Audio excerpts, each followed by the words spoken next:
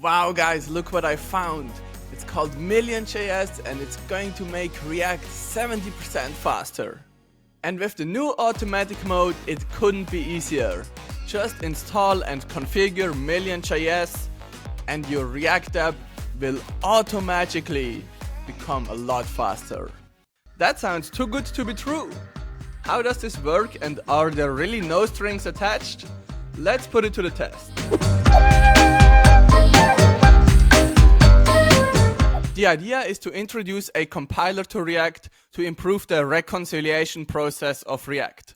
The claim is that the virtual DOM has some inefficiencies and that Million.js can do it better.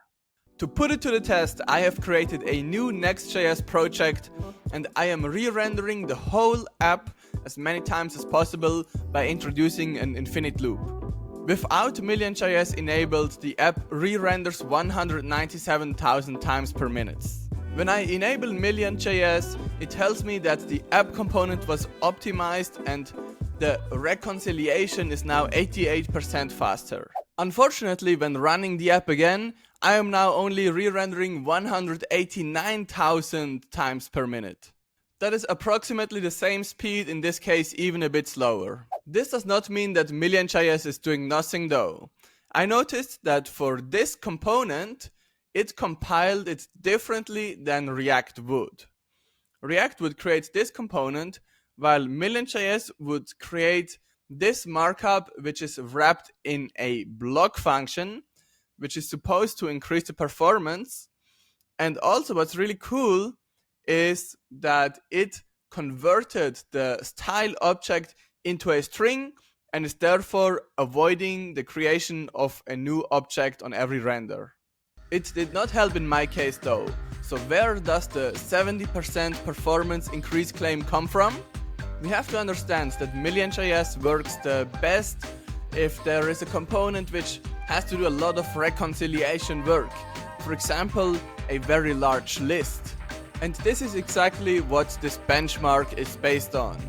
Creating a list with 1000 items and performing various operations on it. So yes, Million.js is a legitimate project.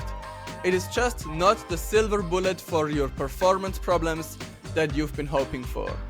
It also introduces new constraints to React. Every return needs to be deterministic, similar to how Solid.js works, so we can, for example, not use spread attributes anymore. Despite all of my complaining, we need to remind ourselves that this is open source and the software was created for free for us to use or not to use. It is up to us to evaluate. And to me, this is at least some very interesting research hooking into React and attaching it to a compiler, something that also the React team is planning to do in the future. And it is achieving quite some performance gains in some areas. So even though I was not able to reproduce the 70% speed gain for my app, Million.js is pretty awesome and for sure not a letdown.